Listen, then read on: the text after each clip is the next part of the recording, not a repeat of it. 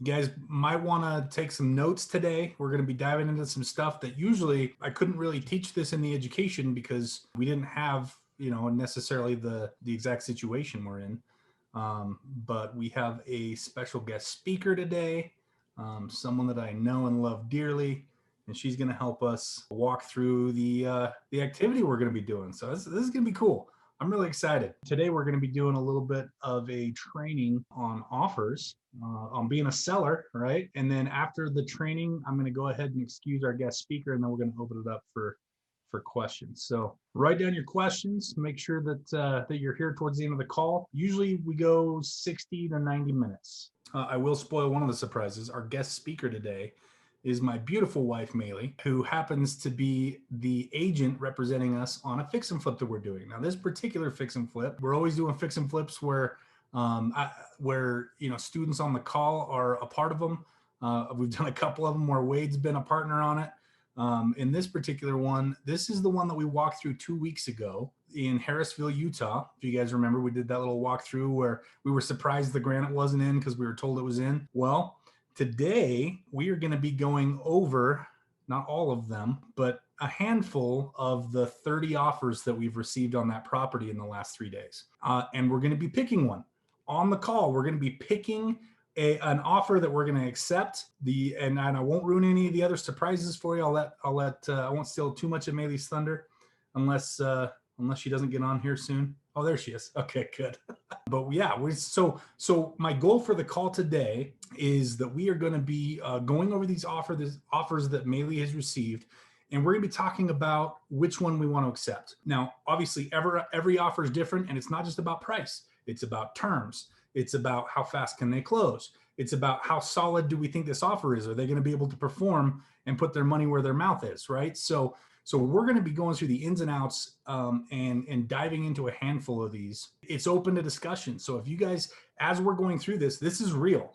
Like I even, as of a couple of hours ago, Maeli was talking to me about offers were coming. I'm like, don't talk to me about it right now. Let's save it for the call. So I wanted to save as much of the realistic drama for you as possible. We're going to be going through this stuff. So as questions come up, if you guys want to hop off mute and ask questions, all I ask is during the training, while we're doing the offer portion, keep your questions relative to the offers that we're talking about. And then once we're done and we picked an offer and that's the one we're going to accept, Maeli's actually going to go do the work to accept that offer. And I'm going to stay on for a few more minutes and we'll open it up to general questions and answers. So if you've got a question that's a little off topic, save it for the end. We'll get to it. But let's keep the questions during the activity relevant to what we're talking about at the time. So without further ado, I think it's time to bring Maeli out. Maeli is started out as one of my students, and I fell in love immediately. So she luckily, to my luck, she became my wife after a couple of years of chasing after her. So results not typical. Just because you're one of my students doesn't mean I'm going to marry you. But in this case, I made an exception. So, she's really, she's such, in the last 3 years, almost 4 years that I've known her, she has gone from knowing just the basics in real estate to now I wake up every morning hoping that she hasn't passed me and doesn't need me anymore. So she really is amazing at what she does. And we're all going to learn a lot, myself included. We're all going to learn a lot from this activity tonight. So without further ado, Maeli, take it away. I would like to talk about, and I don't know exactly how you did the intro, so I'm sorry I wasn't here right when you taking care of the little chonkless, right? Basically, I love obviously being an agent. Originally, I did not want to be an agent. That was not my MOS, right? I was like, no, I'm an investor. And part of the reason why I didn't want to be an agent was because I thought, and this is terrible because I'm also an agent now, right? So keep that in mind that, agents don't know anything, right? And it's because I work with agents all the time as an investor and they didn't know anything. And I would just get so frustrated because I'd run circles around them because they think there's certain rules that they have to abide by. And actually, there are rules, obviously, and there's a standard that we have to be held to. But for the most part, we actually get to do more than if you were just an investor, just so you know. So what I talk to, and you'll see this as offers come through, it is actually really frustrating because agents, for whatever reason, they're taught one way, and it's because their broker explains certain things, and that's it. That's all they know. So if you start to ask them questions, or you start to, help them understand that they can make an offer stronger or what have you, they start to go, I can't do that. And I'll explain what that means, and give you a few examples. And that's going to be a little bit of a learning curve for you, I think, is knowing that you can ask for a lot of things as the listing agent, and or a listing, like you're the seller, right? So if it's your property, you get to make a lot of rules, and whatever so Mitch, in this case, I kind of use him as like the bad guy, right? Like, so good cop, bad cop. And I make him the, well, I don't know if what my investors are going to say, I'm never the last say so. And part of the reason I use that strategy is just simply so that, right, the buck doesn't start and stop with me. So when agents go, well, can you do this? It's like, oh, I don't know, let me ask. And that served me very well, because then I can be very competitive of, oh, I don't know. But there's also a couple things too that, because I do own this property, right? Anytime you have shares into a property and you are an agent, you have to disclose that you are an owner, right? The moment that I disclose that I'm an owner on the property, I have fair game to do pretty much whatever I want, which is really nice.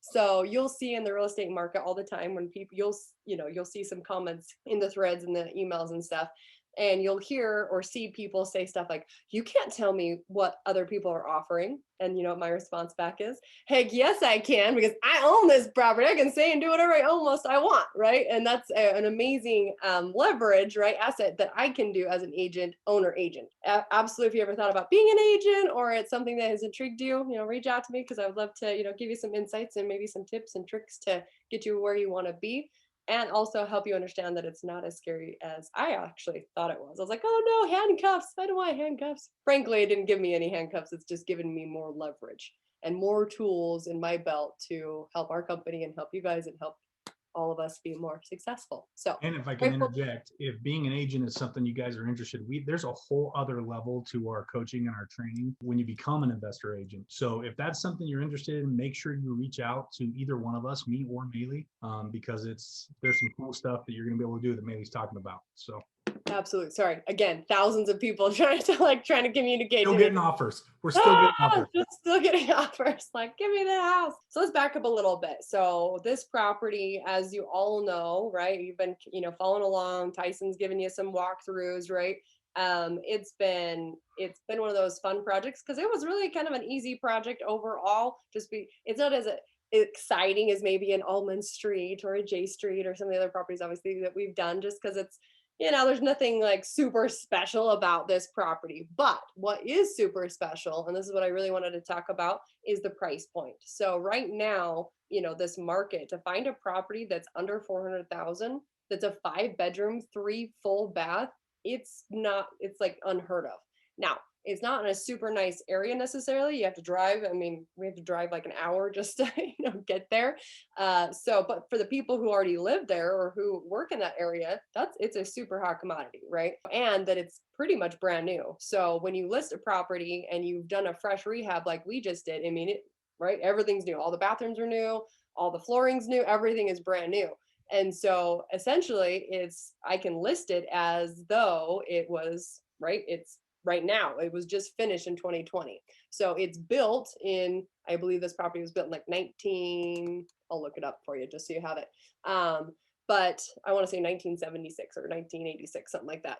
And so it's not super old, right? I mean, right, it was just super out of date. So cosmetic was what we did. Doing that though, it's nice because, right, when the appraiser goes in and tries to go, okay, well, how are we comparing this property? They're going to compare it to brand new builds. So that's nice, right? So that's kind of how I can push the ARV just a little bit there and help agents feel a little bit more comfortable also by submitting higher offers. This market is nuts. I just got off the phone with an agent in California. I had an agent in Texas this morning that I was talking to, and every agent is just like, it's nuts, it's nuts, it's nuts. I'm like, I know, it's just great. On the buyer side, it's fantastic. On the listing side is fantastic. If you're a buyer, however, it is really frustrating. And so, that's something that I want us to keep in mind as we're going to make a decision. And I want all of your help. We're going to make this decision together. This is a fun, we've never done this online like this and make the decision together like that. So I'm excited to see how this process goes. Usually it's just me and Mitch just losing our marbles, trying to figure out which one to do. So I did get stories from them. And that does help a lot, because keeping in mind at the end of the day, no matter what they offer, no matter how enticing the offer might sound, it's how much they need the property that's really going to make a difference, right? Because the chances of them backing out of an offer is also extremely high right now, because they have offers on maybe 10 other properties, just praying that they get one of them. They're just throwing darts at a freaking dartboard, right? Also not very comforting as the seller, right? We don't feel very comfortable with that. So I interrogate all the agents and I want to know everything about the buyer so that we can make a rational and hopefully educated decision based on that. So let's dive. Actually, do we have any questions as far as just out the gate? Do we have any questions? I don't have a question, but I have something to add to what you said. Years ago, when I had my own mortgage and real estate office in California, I had an agent that had a bunch of offers, and I said, okay, could you let me know what your highest offer is so I can have my client, because I was the buyer's agent, put in hopefully a better offer if they're okay with it. And they said, oh no, I can't disclose what offers I have. And I'm like, actually, yeah, you can. And she said, no, I can't. So I got off the phone.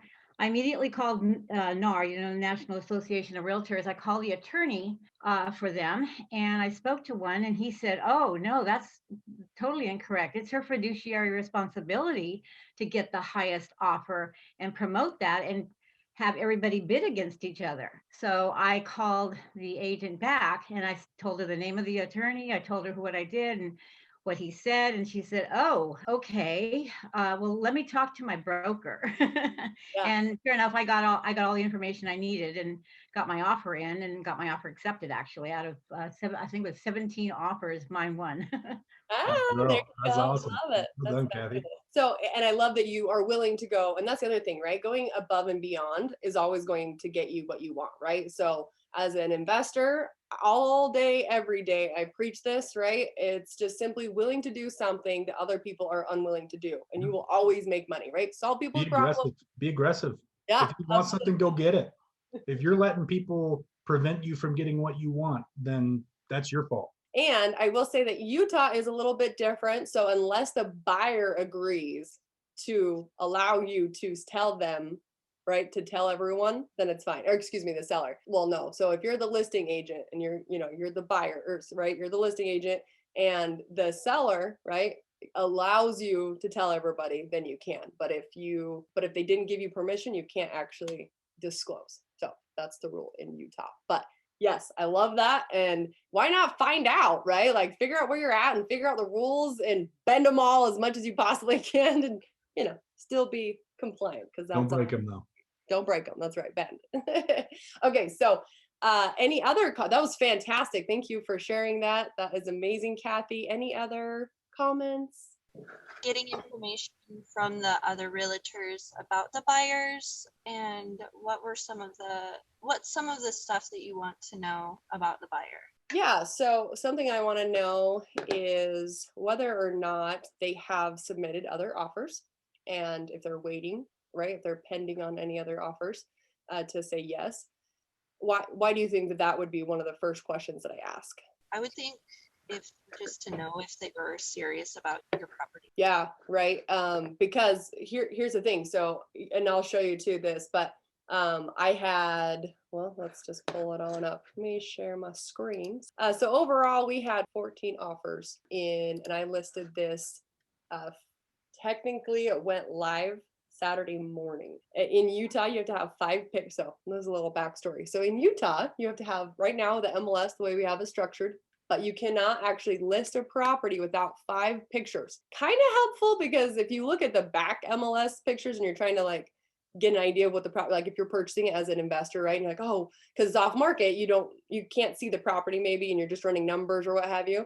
And you go pull up an old MLS number and you're like, oh, I'll just go look at what it looked like maybe 5 years ago or 10 years ago or whenever the last time it got listed. 10 years ago, there could have been literally a picture of a tree and then that's it, right? It's like, oh my gosh, this is not helpful at all. So part of me loves that they're actually doing that, but also it's like a little frustrating if we want to get, at least some excitement around the property before we have pictures. So Nevertheless, we didn't get our pictures because our person that takes all of our pictures, if we don't stage it, I should say. So if we stage, then Shelly and Aaron always do it, but because they do it together, right? And that's really nice. But if we don't stage it, and we didn't stage this property, and we're also going to talk about why and how that turned out. So because he got food poisoning, our photographer did the day he was supposed to take pictures. So that was, fun. And so last minute, I'm like, Tyson, hey, we're calling, like, get up there, take some pictures. Luckily, Tyson is actually not a bad photographer. So thank you, man, for filling in the gaps as always. Oh, thanks. I appreciate that. As always. And so he did. He got up there, drove 2 hours up and 2 hours back and made it happen just in time. And so we were able to finally get it uploaded like Friday night at like midnight. And then, right, so it was pretty much live Saturday morning, which was the open house. So please have pictures by the open house. So that's kind of how that went down. Let's go ahead and share my screen. So I'm going to do that, but first I'm going to show you the listing. So here is our property. Obviously you saw the amazing walkthrough, but I just wanted to kind of go through. So some things that we did, right? So we changed out so we have charcoal door. So we kept the charcoal railing. So it's like a charcoal black gray. And then we also did a trim around the garage, the same thing, because it was kind of falling apart. And I think it gives it a nice little pop. Honestly, I thought we put a brand new railing on. That's how much different it looked from the original pictures. We can also do like a before and after here in just a minute, just so everybody can remember how ugly this property was. But Tyson was able to get right as the sun was going down. So it was really pretty. It's called the golden hour. And I was really stressed out because traffic was extremely bad. And it took 2 hours to get there instead of 1. And so as soon as I pulled off, I'm like, I gotta take pictures now. And I jumped out of my car and hurried and took all these. Well, it worked out. Well done. Everyone give Tyson a round of applause. Yes, yes, yes, yes. So on the back here, we had missing siding, right? And the siding was just horrible when we purchased it, and we knew that, right? Then we had a tornado happen in this area, which what? Like a tornado in Utah, who knows? 2020 was a very interesting year. And so what we ended up doing, and they actually were going to charge us $30,000 to do the siding. And obviously you could imagine that's also very frustrating. So we chose not to do that because well, 30,000, our total budget on this house was, that would eat up most of it. So we chose to do this back wood sliding, and it is beautiful. And it was the same charcoal gray as we did on the front. So I think it's a nice kind of add to the home, and it makes it just different, right? It's a different look than all the other homes that people are looking at, which makes it just stand out, I think, overall. Oh, something else that you'll notice, brand new deck. So that looks really good. And it's actually a gray. It looks white in this picture, but it's like a very light gray. So it turned out really nice. You can also see on here that we left the air conditioner. Now, people ask me this all the time, and this is a great question. So if you're thinking it, go, okay, wait a second. Why didn't you update it and do a traditional AC unit, right? Well, they're $6,000. Luckily, this home actually already had one. Why do we have both then? I think you left it because sometimes people may want additional cooling, different temperatures, top and bottom floor, or perhaps because the swamp cooler lets in humidity. Utah is a very, very dry, Bingo. arid, yeah, and so they can add humidity to the house. That's what I would like about it. Yeah, it's actually a nice selling feature in Utah. So if I can leave both, I absolutely will. And we just cleaned them up and made sure they were, maintenance, and they're working great. I absolutely love when I can leave them because it's a nice value add to the sell, right? I can really push that on the listing side. Like, hey, it's got both. And it's cheaper to run a evaporated cooler or a swamp cooler than it is to run your traditional AC unit. So some people are very energy conscious and do love that it's more moist, right? It's not so dry in the house.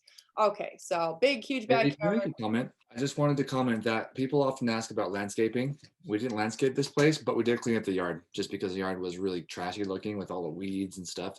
So had a landscaping company power rake and knock down all the dead weeds. That's it. So there you go. Power rake is what we did here. We do not ever, for the most part, unless you're in really high end price point, you do not get your bang back if you put a lot of money into landscaping. And it's winter right now, so it's kind of like, you know, even if we had landscaping done, it would look dead and ugly anyway. Obviously, the kitchen turned out absolutely beautiful. This is super, you know, pretty, something that is unique and is a fun strategy. So if you're on here and you're an agent, or, you know, or if you're just going to list one of your properties as an investor, something that I do is I exclude the fridge. Why do you think I would exclude the fridge? Someone else besides Mitch and Tyson get to answer this. I have a fridge in here. I just bought a $2,000 fridge, put it in this house. It's beautiful. Let's get a better view. As a negotiating point. So giving an example might be something like they come back during due diligence and say, I don't know, right? They say, oh, well, you know, the plugs are all messed up as far as like, they don't, maybe the GIs don't work, or I don't know, some kind of electrical scenario. They want us to go out and do all this. Or maybe it appraises not exactly where we want it to, or I mean, I could think of a lot of reasons to, right, kind of hold it hostage. You know, if they want to come up with any scenarios that are like, oh, can you do this? Can you do this? Can you do this? It's like, no, actually, but I will tell you what I will do. I'll throw in the fridge. Honestly, it's like, it's clockwork. You're like, oh, okay, well, you know what, never mind. This is great because it's an open floor plan and it is vaulted ceiling. So that does also add a ton of value to the home. This is crazy. We were able to find a railing. So two of them were missing, but you can't even tell which one. Steve was able to go down and find like a random like DI or something and found one. And we just painted and put it in. It looks fan-freaking-tastic. That saved us like 10 grand, just not having to redo that. Pretty simple, walk-in closet, master, you know, all the bathrooms got redone, the back deck, super pretty, super functional. So we added this bathroom here, which is in the basement, and then we added the two bedrooms in the basement here. So that's what we added to the home to make it. And then this is the garage, and it is an extended 2-car garage, which is nice. It's deep, and then it has some storage here on the side. Super helpful. Again, beautiful mountains, right? People, this is a great spot for the area. Who wouldn't want to live here? So Sorry I didn't move my truck, Buford. I was in a hurry. I would have moved him. Oh, just fine. It's all good. So I listed this at 375. That's what I listed it for, which is crazy because our original ARV on this property when we put it under contract. So that's awesome, right? That's an amazing little bump. And right, we're getting offers in the 400s now, which is like whoop whoop, right? It's just all right. Let's do this. So it's been on the market technically 4 days, even though because it went live at like 11 o'clock on Friday. So really it's 3 days. So in 3 days, we received, how many offers did I say? 14 offers. So that's awesome, right? That's crazy to have that many offers and high offers come through. Let's see, anything else that I was going to talk to you about. Oh, so exclusions you can see. So it is 1,930 square feet, 5 bedroom, 3 bath. The nice thing too is it does have that master suite, and we did make it really nice. So I think for any homeowner that's, you know, a brand new family or has a lot of kids, like this is a great space, and it is a huge backyard. The people who so far that have been like dying to have this have been wanting an RV pad, and that's also extremely hard to find enough land and or a spot that already has an RV pad, you know, like poured and everything. So that was a nice little win there too. Everyone's been talking about the RV pad. So, all right, so that is that. Let's jump into some offers. Any questions before we jump into the offers and we go through them? Okay, so some things that I do love about some of these offers, and I'm just gonna briefly run through some of these. I like when they give me a story, and actually not one of these homeowners actually submitted a story. Now there's some controversy happening in the real estate market. And for you agents, I'd actually like to hear what you have to say about this. Is where we get a brainstorm and talk about, this is why I love our agent calls. So I do an investor agent podcast, and we're about to launch that. And so I'll invite you guys to come out. And if you are an agent, I would love to have you on. We can just talk about, you know, just kind of what's going on in the market. There's our broker. We had 75 brokers in Utah on this call a couple weeks ago, and they were actually telling us not to do these stories anymore. This isn't a story, but most of the time, in the last 2 months, every offer had a story attached to it. Like the buyers actually submitted an individual like story of why they loved this specific property and why it was going to help their family, or right, just the little things to make a difference. Not one of these guys did. So sounds like, you know, all the brokers are kind of coming down on all the agents telling them, don't submit a story. But right when they're all so close, That just stop happening? Is it because it makes it less objective? you know, that was kind of the argument was, you know, and make it about numbers, don't make it about an emotional decision. Okay, we all know that buying real estate is very much so an emotional decision. However, for us selling the property, I mean, it's numbers. You know what I mean? I feel terrible letting, you know, 14 of these homeowners down when they've probably submitted 15 offers already in, you know, in the last month. So that sucks that here we go again, that they didn't get, you know, this property. But that's not my problem, that's not my fault, and you can't take that too personal. But you know, the story can move you. You know, we accepted the offer on Clearfield, so we had that triplex, right, and then the house that was in the front we sold. And the reason why we chose that offer was because, you know, we had two that were pretty much the same, but it was a single mom. She had 3 kids. She was the first home buyer in like her whole family, so no one in her entire family has ever bought a home, things like that. Well, that's right. It's like, aw, let us do good things for people, right? I mean, I don't know. That's why we do it, at least. You know, Mitch and I, we started investing so that we can provide a legacy for our family and teach them wealth and teach them how to have a legacy, but also for other people. So, you know, so encouraging them to be a homeowner, and right, that is awesome. Actually, a funny story. I will go on a little tangent here. You did before you tell the story, just real quick. We did do an entire before and after episode of that property and that process that Maeli's talking about.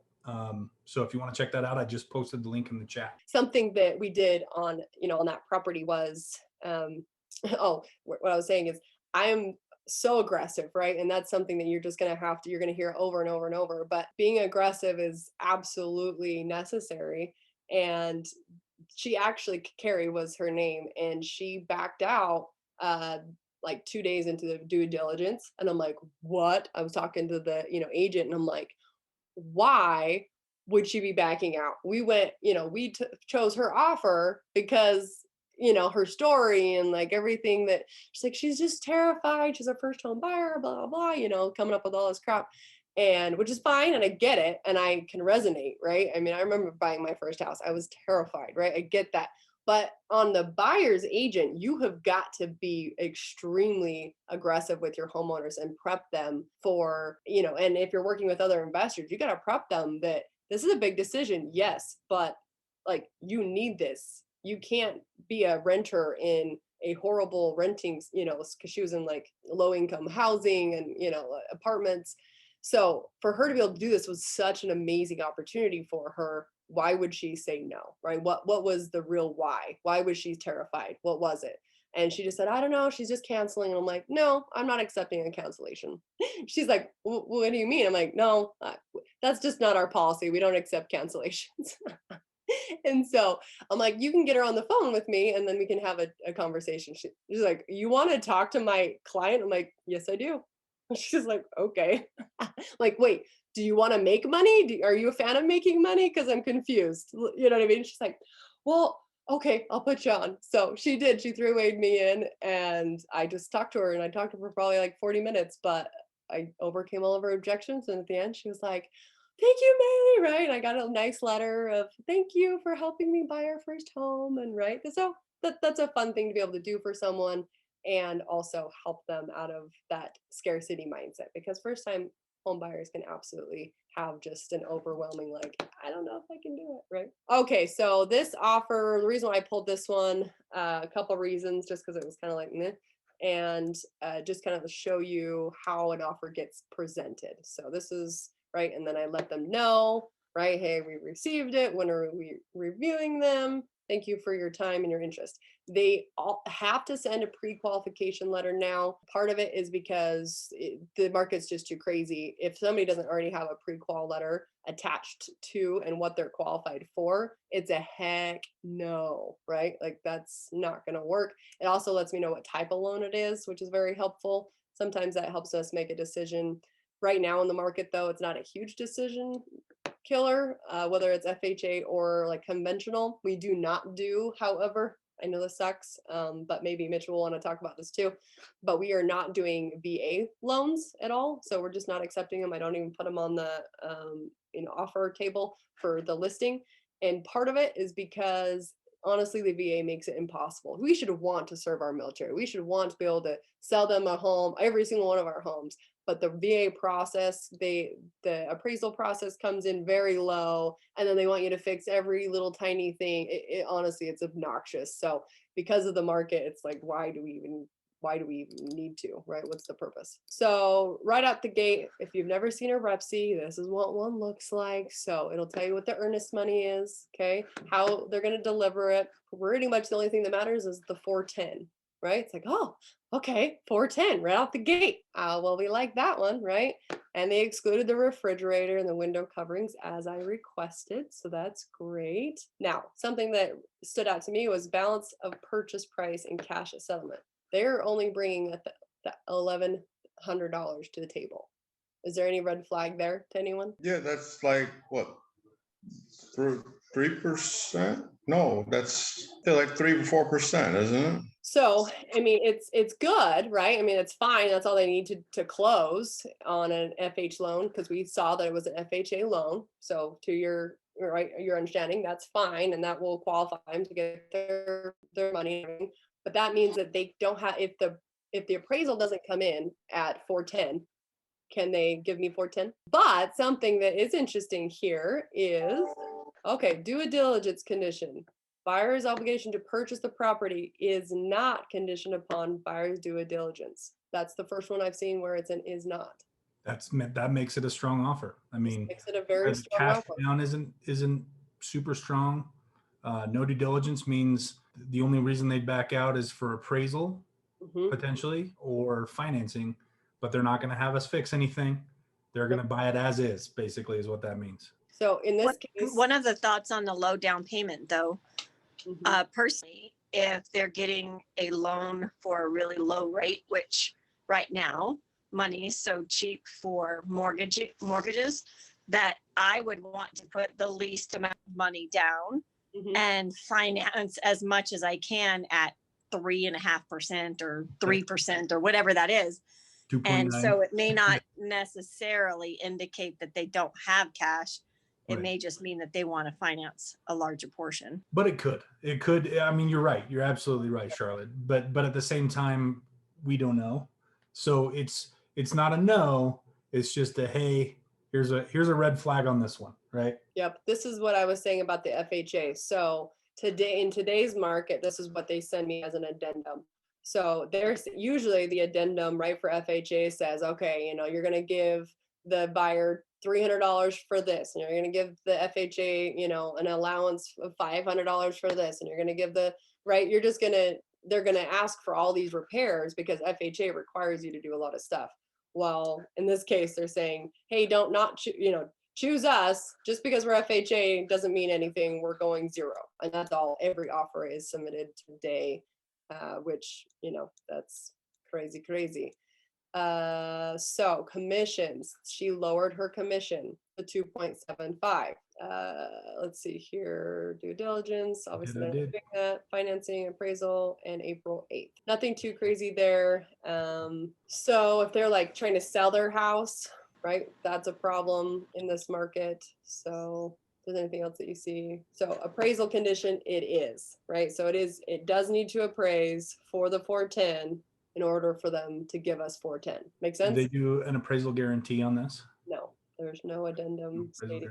No. In my case, Can you go back and ask them for one? yep, that's exactly right. So I can send them a counter, right? And say, okay, you're an extremely strong offer. This is the counter. And just tell them what I would need. For these ones, did you share the offers with anybody? I did, yes. You told some of the others that you got one for 410. I actually reached out to everyone, but honestly, I don't know, via text message. So I don't know. I just sent them a quick text message saying, hey, this is what we're doing, blah, blah, this is where we're at. And so their offer was super low. It was like 387. I shouldn't say low. I mean, so 386. And he sent me a text message back saying that this was the best their buyer could do. Okay, moving on. Harrisville offer. We're at 406. Let me know if right. So I'm letting them know. You can see kind of the email thread. We have received, thank you. We're up to 410, right? So if you can compete, So let us have know. you got any? So the nice thing is all you have to do, so actually maybe in this one I sent them this. We have received 410, just so FYI, expecting a 5 p.m. Tuesday. If you be run in the, let me know right? Let me know if you're going to write. So all they do is submit an addendum. So I'll show you one that submitted multiple addendums.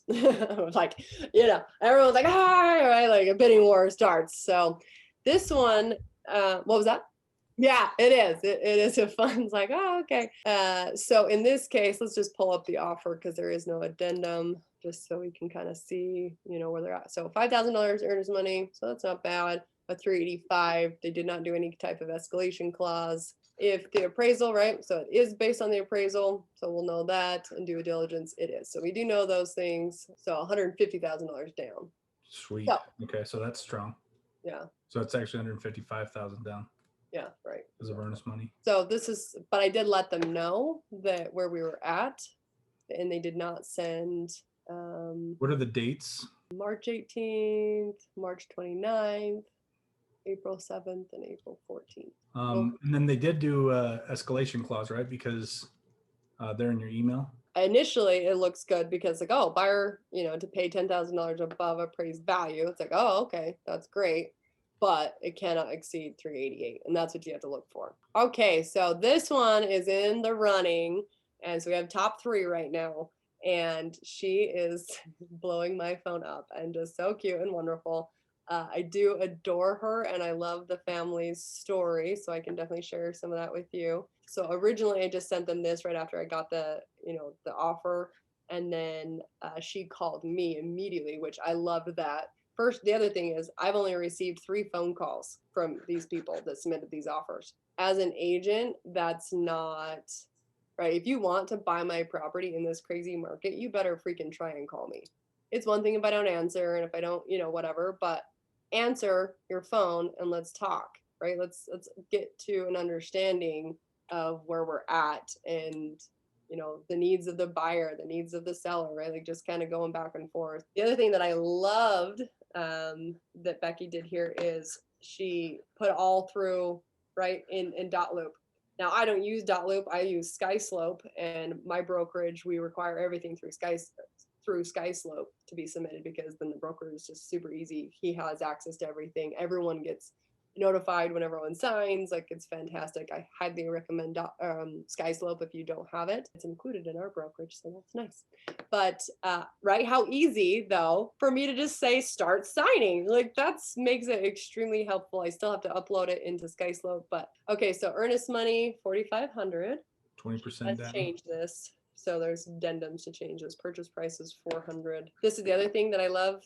All of these though, sell of the property. So it is not in the condition of selling their own property. That is super helpful. And unfortunately, I've seen this happen. And actually on our call, the last broker call that we had, this was also like a huge discussion point because people are putting is not conditioned upon a sale of real estate owned by the buyer, right? Even though they have real estate and it is based on them selling it. Let's talk about that for just a second. What are your feelings?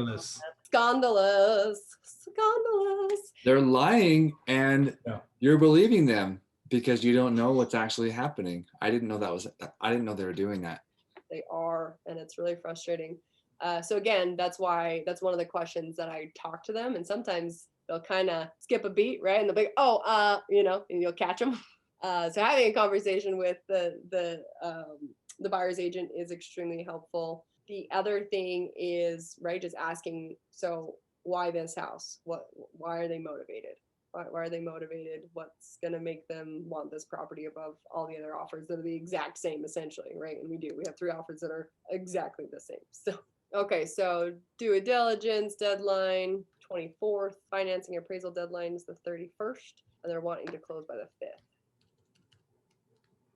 And she's like, I think we can get it closed by the end of this month. And that's what the buyer's hoping. So this guy is, again, this is wrong, but it will be fixed. in the addendum that's already attached to this. So Jacob Thorpe, him and his 3 children are living in an RV right now, and they sold their house. They're living in an RV waiting for a property just like this one, because it has an RV pad, right? It has all the things that they need for their, young raising family. That's pretty much all I know about them, and that they're pretty aggressive and they're willing to do pretty much anything. Buyer agrees $5,100 more than the highest purchase price conditioned in any other purchase offer. The property highest, right? So highest and best, they're willing to give us $5,100. So this is kind of their like spiel of like, pick me. Buyer agrees earnest money deposit will become non-refundable 24 hours after buyer due diligence. So honestly, I mean, that's what everyone's doing right now is in the addendums, and fine. Like, I guess that's strong though. Those numbers are strong. Yeah. Oh yeah. And this is the conversation that I had with Lewis, who you're going to see the next contract, which is, it's just kind of silly because realistically, so they can't back out, or we get $5,100 on this one. The earnest money was, I think, $4,500. So I can go back up, but $4,500 if they back out because of financing. So they can back out before due diligence. So up until, what was that? So they can back up until the 24th at 5 p.m. They can back out with a written notice, right? Sending me, hey, we're backing out because of this. Obviously, we found out that I don't accept, people to back out unless it's like, they do have that option. So if something crazy comes up in the home and they're like going to freak out, like let's say there's meth or mold or, something crazy like that, that's when people back out, is during this time. Which also on our side, when we're buying a property, right, that gives us confidence knowing that if we put $5,000 down or $10,000 down on earnest money, we do get it back if there are problems. No big deal, right? But that's strong. In the event that the appraised value is lower than the offer price, buyer agrees to pay $10,000 over appraised value. So if our property comes back at $400,000 and their offer it'll be $410,000. So this is what we refer to as an appraisal guarantee. They're guaranteeing $10,000 above the purchase price, not to exceed their $420,000 offer price. That I love when they do that, right? It makes me just yay, because again, in the market, it's crazy right now because people are like, oh, well, I'm going to offer $450,000. Okay, well, you can offer, $500,000, but if it appraises at $400,000, it doesn't mean anything to us as the seller, right? Offer $1 million, I'm only going to accept it if it's cash. Right. I mean, it doesn't mean anything. And people are still submitting these silly offers, and it's so annoying. It's like, would you stop it with, unless you're going to do an appraisal guarantee, stop it. Don't even write the stupid offer. And in this market, an appraisal guarantee is important. In a buyer's, but in a seller's market, especially one as intense as we're in right now, an appraisal guarantee is an important thing to have in a contract. Warrants that they have no pending offers on other properties. And I did talk to her, and she's like, nope. And I made sure that, I'm not going to allow them until this expires. They are not going to submit any other offers, right? But she was very, like, that's her policy. And I was like, okay, cool. So that's nice, right? So I feel very confident that we're not looking for another property. Like, this is exactly what they're looking for. They have lost 6 other deals though. So this is their 7th go around. A little desperate. Yeah, exactly. A little desperate. So hence they're like, give me, right? So everything else will remain unchanged. So that's, it is what it is there. And I can accept it. So disclosures of interest. So this is just basically, saying our commissions and, like where we're at, disclosures. So so on the listing, I said, hey, everybody, just attach to it saying that I'm an owner, because I have to disclose that. So that's what this is. It's just disclosing. So to fix that is just a simple addendum. Now, I did get a text message from Becky. Let's talk about this. My buyer will pay up to $2,500 of seller's closing costs. So the reason why she sent me that just a minute ago is because I told her that the strongest offer is exactly what she's just sent me, which I'll show you here. I think, well, maybe that first one, actually, I kind of, I could probably get that person to, where's Lewis? Okay, so here, actually, before we go to that, buyer's withdrawal. This does happen, and this is also very frustrating. This is why I'm telling you that you know, if they already have a million offers on the table and they're like just throwing, you know, an offer at every single property. And so I asked, can I ask why you know, withdrew your offer? They said, yes, of course, buyers received acceptance on another property that they had submitted. Right? It's like, okay, well, good thing I didn't even look at your freaking offer. And it was really low, so it was whatever. But actually, so I shouldn't say that. So that was the first offer that was at 406. Every other offer that we had, besides the first one, was at 410. You know, so it drove that price, you know, it just allowed me to keep driving that price up. So because these other guys have an escalation clause, Becky has $5,100. She's willing to pay more, right, than, or $10,000 more than any other offer. 406 was my offer, even though they withdrew. Kevin, let's just make sure. We're a little more earnest money. I hope we can close the deal. So I like your draw. Yep, withdraw. So this one withdrew as well. I asked why. He said because they decided to stay in Davis County. Let's see here. This one also came through. $2,000 earnest money. Bleh, not so. So Lewis. So this is the guy. So maybe just for time's sake, let's make this the last one. Yeah. Well, this is the last one. Okay. So we're good here. Okay. So there you go. So pretty much I love when they spell it out for me too, right on the front page without me even having to click on the offer. Just it makes it very clean. This is what I do when I submit an offer. I tell them exactly what they're looking for before they even have to open up the offer. It just makes it quick when there's so many offers. I love this. Because I'm a part of the brokerage that I'm with, I have to include a home warranty unless they actually sign a documentation saying that I don't, and it looks like they would be willing to do that. So that's actually is a nice thing. No appraisal contingency, awesome. $5,000 earnest money, non-refundable after due diligence, purchase price, open-ended, escalated, and we'll pay $1,000 above any offer. Now he does not have, their cap is also, so originally he offered 375 and you then said escalation to 420, right? Yeah. So originally I you know, this was their offer. So they submitted 375, you know, like actually this is a good point. So who actually said that? I don't know when they said, well, just because they're not putting much down doesn't mean they don't have more money. Who said that? The moment I let him know, right, that hey, like we're at 410. If you can play ball, let me know, right? And if you want to send an addendum. Well, he did want to play ball, and he was like, "Oh, sorry, we'll revamp. We you know they want this house." So just because they were putting only 13,000 down does not mean that they didn't have more money. So they have about $50,000 to play with, is what I discussed. Okay, so all that, this one's actually to Niagara, so that's good. I don't have to do an addendum there to fix that. Due diligence is, so still based on, due diligence. The other, so that first offer, I totally did not even, I gotta call him. Is not conditioned upon the property appraising. So there's the appraisal, not a Garrett. So there's that. $5,000. Goes hard after due diligence, so that's great. It's not terribly important, but if this is the offer we accept, we can change that in the counter offer. Yeah. So that's just, I was just showing you, right? Like this is what I'm talking about. They just kind of, like, well, it's because they're thinking of their buyer, and that's fine. But we think of ourselves as we're the sellers. So so March 21st. No financing appraisal deadline. All right, so this is why this one was a little bit stronger. And there's only one reason. Buyer agrees to pay $2,500 of the seller's closing costs. So real quick, I know we're running out of time. People don't realize this, but you can do this. I have had multiple people tell me that they can't do this. Actually, when I told other, agents that this was the highest at this point, they're like, we can't do that. And I'm like, yes, you can. And can anybody tell me why they can or how they can? Because it is, you kind of have to go around the horse there. Anybody tell me why they can do this? Traditionally, you cannot pay the seller's closing costs. The buyer cannot.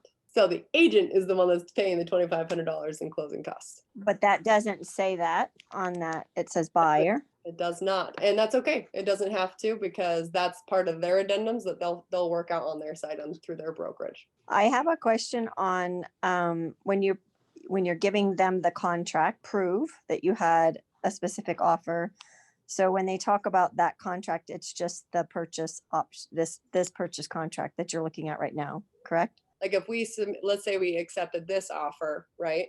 Then I would need to disclose Becky's offer, the one that we just saw, or the first one that we looked at. And I'd probably just send them both, to be honest. Now, you can see that I can blur out, right? I would blur out their names because that's not relevant and they don't need to know who, they're battling against. So there's no bad, juju in the real estate market because agents definitely talk. It's kind of silly. I swear it's a drama. However, there is more. I don't know why you didn't attach it to this. I'm going to leave this one up. So I got a text message from Lewis telling me that they can match the $10,000 above appraisal and pay $2,500 of your closing costs. So that should be the most competitive for now. Ha ha ha. That was his, and I'm like, well, with the 10,000 and the 2,500.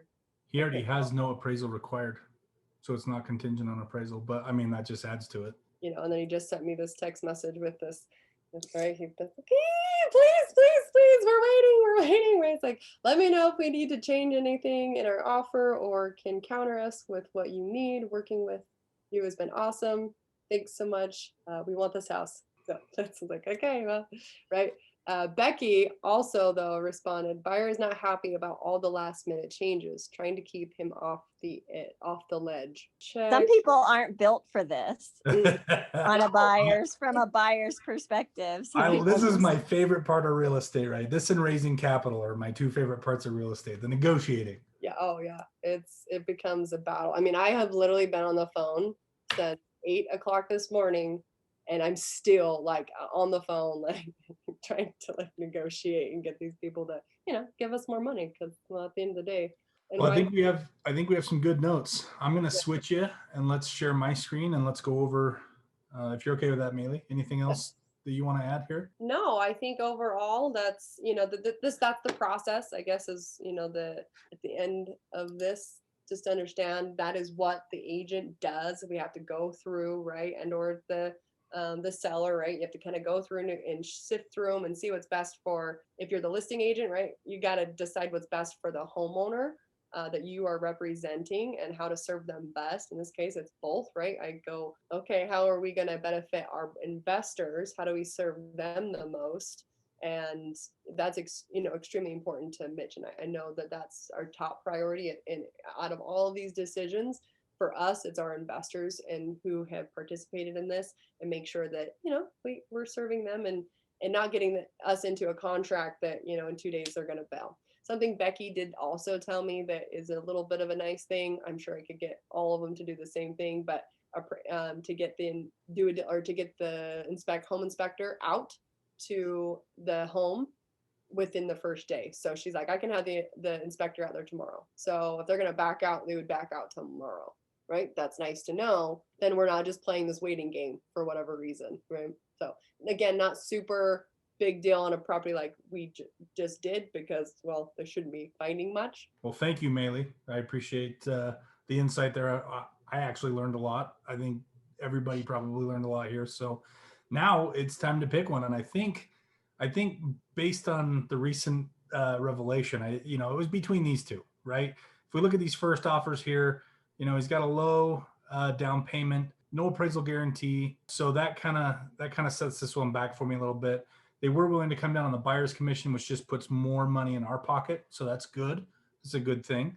No due diligence. That's also a good thing. They can't come back and say, hey, you got to fix this or we're backing out. However, they weren't able to quite get there and they're not willing to guarantee the appraisal, which again, makes me a little nervous on this one. We're pushing the value so much on this one. And there are no comps. We did talk about this. All the agents that I was talking about, I'm like, it is not appraising for 400,000. Like, it might get 400 maybe, but it's not going to be 410. It's definitely not going to be 415. So because of that, yeah, it might get 400 even. Mm-hmm. Which is something that we'll talk about here in a second. But because of that, and then Luis Chavez, he came in with a strong down payment. In fact, I should have marked that green. Very strong down payment, which makes us very comfortable as sellers. But he's only at 380 285. So that's going to be a no for us. So I'm going to mark these guys as third and fourth rank on our list of projects here, or our list of offers here. So Jacob Thorup is, he has an escalation clause to 420. He's done an appraisal guarantee of $10,000, no other pending offers. However, we did just find out he's getting a little grumpy, right? So people, when they get upset, tend to start acting irrationally just to prove a point. Even, they'll cut off their nose to spite their face kind of thing. So that makes me nervous, which is going to make me, and Maeli, correct me if I'm wrong here, but that makes me give him a 2, which means Lewis Weaver is our winner. Open-ended contract, escalation clause up to $420,000, no appraisal needed, and then he's willing to guarantee the appraisal up to $10,000 above the appraised price, not to exceed their 420, right? So actually, what's interesting is these escalation clauses, as we were talking through them, I was leaning towards Jacob Thorup because he has $5,100 above the next asking price, which would have given us an extra $5,000 in our pocket. However, this just kind of completely turns me off to that offer. So, But could that be an agent's edginess, and they're communicating it as something that is the customer and not really, or the buyer and not really? And I can Like, is the agent projecting, right? Right. And I will say, so when I talked to her, she was like frantic. I mean, she's submitted 6. This would be the 7th one that's been turned down. It's super aggressive. I mean, you can't get you really can't get a more aggressive offer. And when I brought up to her, telling her that, we have someone that's going to pay our some of our closing costs, she's like, you can't do that, right? She started getting really, because it's now coming out of her pocket. And, and I get why that's not fair. I mean, I wouldn't necessarily want to do that either. However, if it's going to serve my client and I've already spent hours and hours with this person, I'd be like, here you go, just to kind of be done with, like the process. And to me, money's money. I mean, if she wanted to come back and put her offer at 422.5, that's $2,500 in my pocket too. So it doesn't make a difference to me on that, how they make up for that. Yeah. But this does put a little bit extra money in our pocket. He's got an appraisal guarantee to $10,000 and an escalation clause up to 420, which is almost identical here, with the exception of his only goes $1,000 above. But it doesn't matter because once we're at 420, they're neck and neck. The way it's written, they can't go over 420. So they're both at 420 right now. But the appraisal guarantee, if it only appraises at 400 or below, then you're not gonna get 420. Exactly, we'll get 410. If it appraises it as it sits, and we're going to talk about this in just a second, but as it sits, our appraisal guarantees 410. So even if they offer 420 and it appraises for 400, then we're only going to get 410, right? So what I am suggesting we do is, let's kind of already know we're going into this leaning towards Lewis Weaver, call both of them and say, hey, look, you guys and one other person had basically an identical offer. If you guys want to come back with one final, give us a better offer, right? And if you want to offer some advice, I would say double your appraisal guarantee, right? Then he's guaranteeing $20,000 above. We're feeling like it's probably going to appraise somewhere in the $400,000 range. That puts us right at 420. I would say if Lewis Weaver jumps on it, this guy may jump ship when we come back and say, but when we talk to both of them, and Maeli, strategically, you may want to call Lewis Weaver first because we're not thinking he's going to back out. Tell him you're neck and neck. If you can raise your appraisal guarantee to 20,000, it's, that puts you back in the game. Call Jacob or Becky. They may back out when you call them. That's why you should call them second, because then Lewis Weaver already has the information and he's working on a counteroffer, right? We get what we want, and I think that wraps up the negotiation. It's perfect. So Donald Gomez submitted an offer, and this is the only one I didn't show you guys because I didn't put it in I just didn't. Offers have been coming in while we were. I cut it off at 5 because I promised everyone I would. Oh, and, okay. So he literally right at 5 o'clock was submitted. I'm like, oh my gosh, trying to make dinner, like So it came in at 411 was out the gate offer. And so that just drove up our price. So that's good for the other two because the escalation. He didn't have an escalation clause attached to it. However, I just, I sent him just, hey, just so you know, we're already at 410, or excuse me, we're already at 411. So, you'd have Or at 420. difference. These escalation clauses both push it to 420. And the experience, right? So working with Lewis, he's super cool. Every conversation and even all the emails you'll see, he's like, I hope we can work together, whether we do it on this transaction or the next. Like, it's cool. Like, it's fine. I get the market. It is what it is. He's also an investor, however, so he does wholesales and a bunch of stuff too. So the other thing, Maeli, is also making sure that they aren't going to back out, right? You do a really good job of prepping agents and being like, look, we're not going to mess around with you backing out for stupid reasons. So what does it mean when you say no for appraisal? It means that they marked on the offer that the sale was not contingent on appraisal, so they can't back out for reason of it not appraising. So for instance, let's say for whatever reason it came back like 385 and they were like, I can't give you $20,000 more than what it's appraised.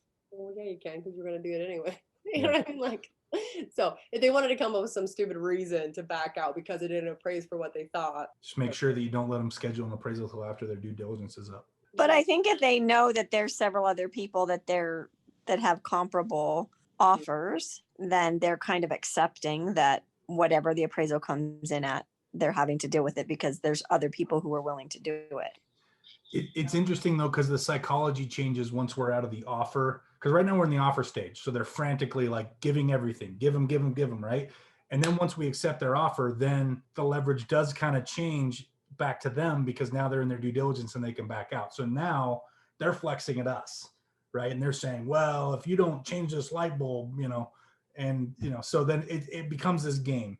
So really, we've got to do our job in vetting these people. And that's why this scares me so much, Charlotte, this on the ledge guy. Now he's going to flex back at us, right? And so then it's just kind of become a pissing contest. And that's not what we want, because then we'll go, but he'll back out. We've got to go back on the market and do this all over again. And it's a waste of time. We lose a week, right? Yeah.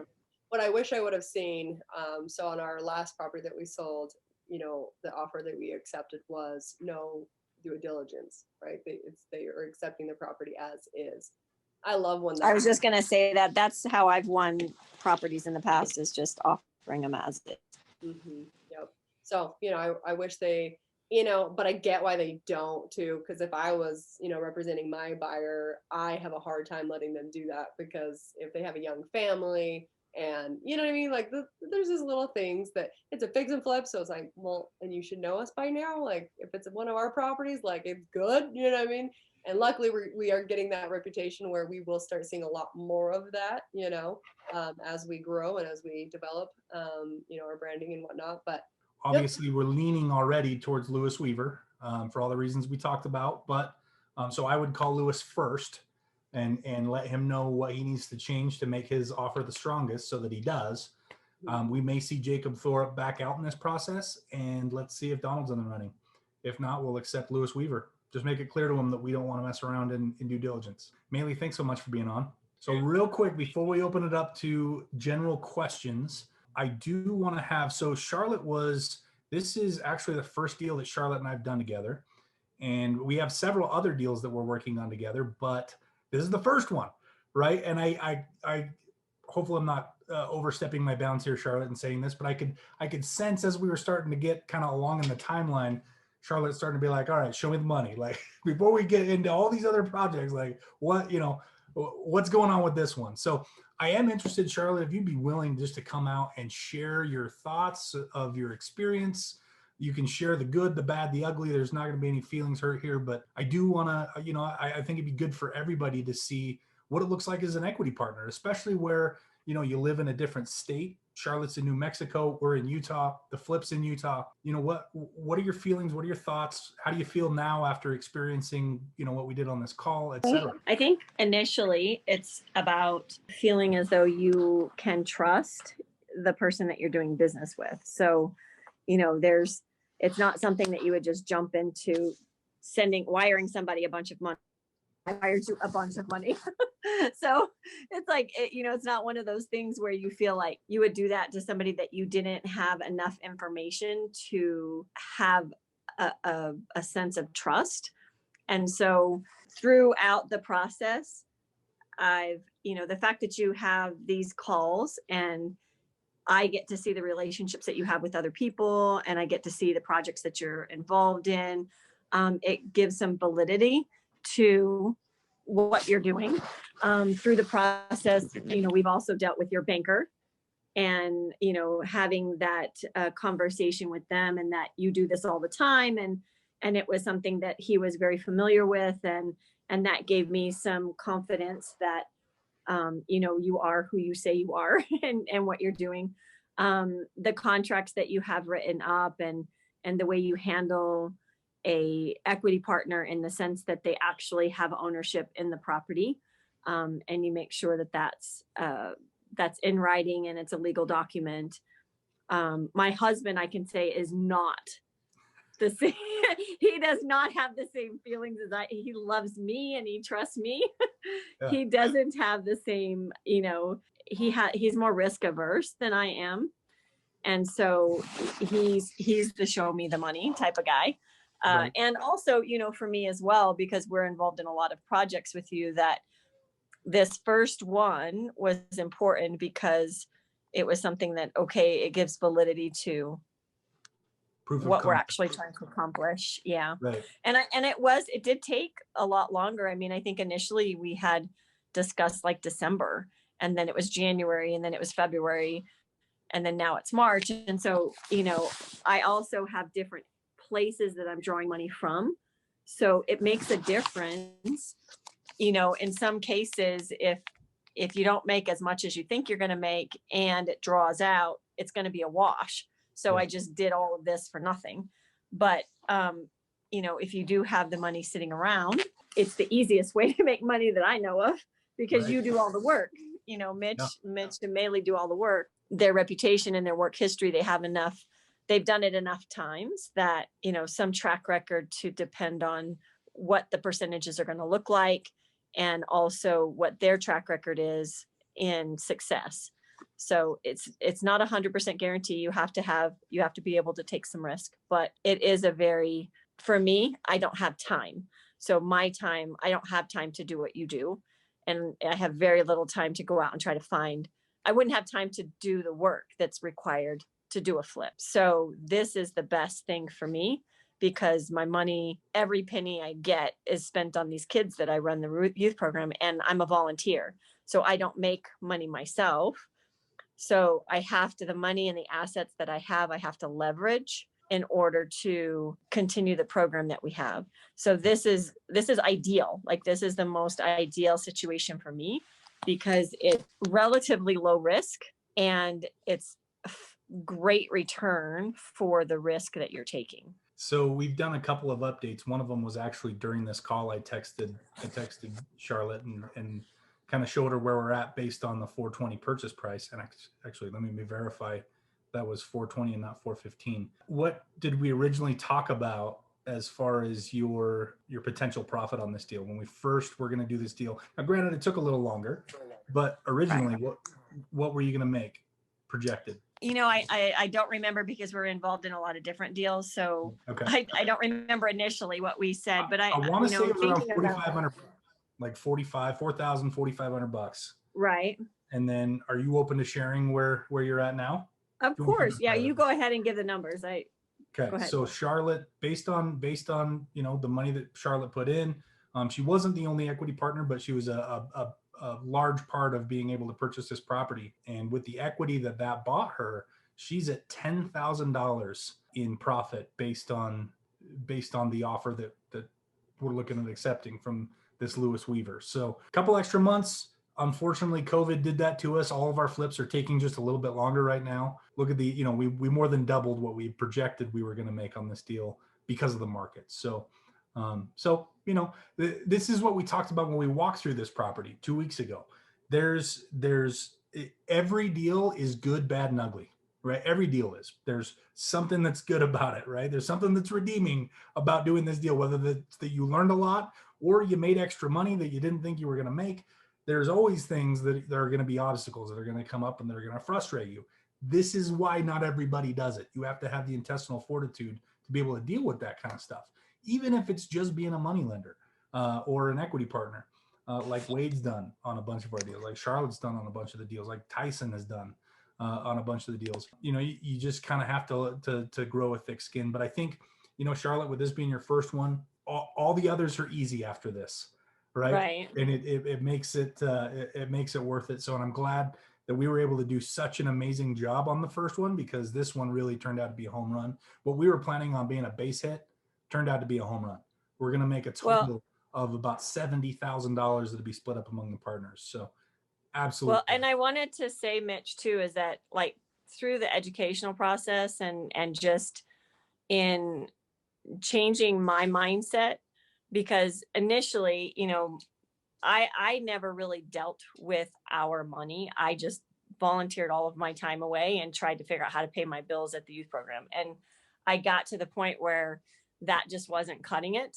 And so when I sought out your educational program, it really began in me a different mindset towards money and using it as a tool rather than like considering it to be a treasure. Because, you know, initially it's like a treasure and you just pile it up and then you have to wait to spend it and you're just spending your treasure, right?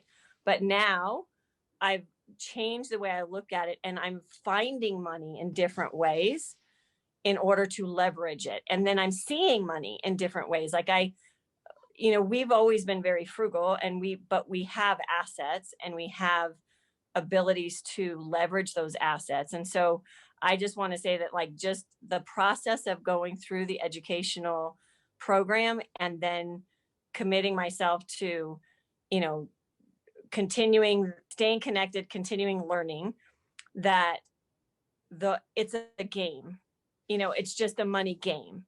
And so I'm changing how I perceive money and it's turning out to be a real life changer for me. And so, thank you. It's awesome. And I'm just ecstatic that, you know, that this one turned out like it did. And you know, that we're going to get to experience this in what, 2 other deals that you're in and 3 other deals that you're in on. So let's go make it happen. I'm excited. All right, guys. Well, we're obviously 10 minutes past our time here, but I know there's some questions in the queue. I know Jeannie was the first to jump in the chat and ask her question, but Jeannie, I'm just going to ask you to come off mute, and why don't you go ahead and vocally ask the question and let's dive in. Okay, well, so we're making an offer on a property and I wanted to put it in an LLC for protection. And then our realtor said, and he's kind of new, so I take everything he says like, is that really true? Trust he said, but verify. well, you and your husband have to put this in your personal names because you're taking a conventional loan. So is that right? What state are you in? Missouri. It could be right. I would get a second opinion. I have not invested in Missouri before, so I don't know. I haven't purchased property in Missouri. That could be true. You know, states have a lot of laws around lending. The Fed, you know, now has a lot of laws around lending after 2008. Do you know where I might seek out that information? So first off, let me ask you: are you wanting to put that the property you're wanting to put in the LLC, is that an investment or is that a? Yeah, it's an investment. Okay, so look, even if they make you close in your personal name, you can deed it, even at the closing table, you can deed it over to your LLC. So if that's something that the bank is requiring, and that could also be the case, Jeannie, is that the bank, it's not the state, it's not the law, it's that the bank's requiring it. And if that's the case, you know what? Close in your personal name, move it to your LLC after that. As long as it's you and your husband Does that cost a lot of money? My title rep charges me $25. Actually, I don't think she even charges me anymore because I give her so much business. It's like $25 for a quick claim deed. So you are going to want to, I'm trying to remember what class I talk about title. I think it's the off-market deals on tap class. So in our, couple of things around this while I'm thinking about it. So first off, I just posted the Flippin' Sexy Real Estate channel.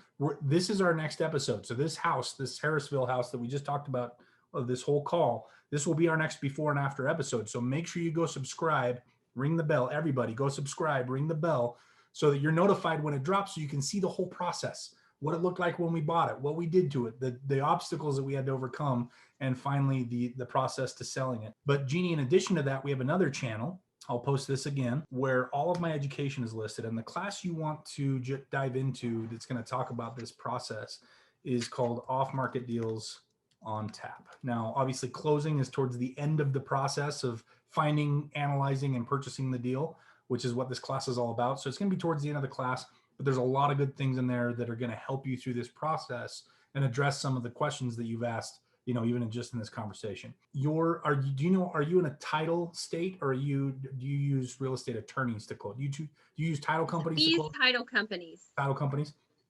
At the closing table, just say, hey, I would have your LLC all set up at the closing table so that it doesn't add a bunch of red tape with the bank.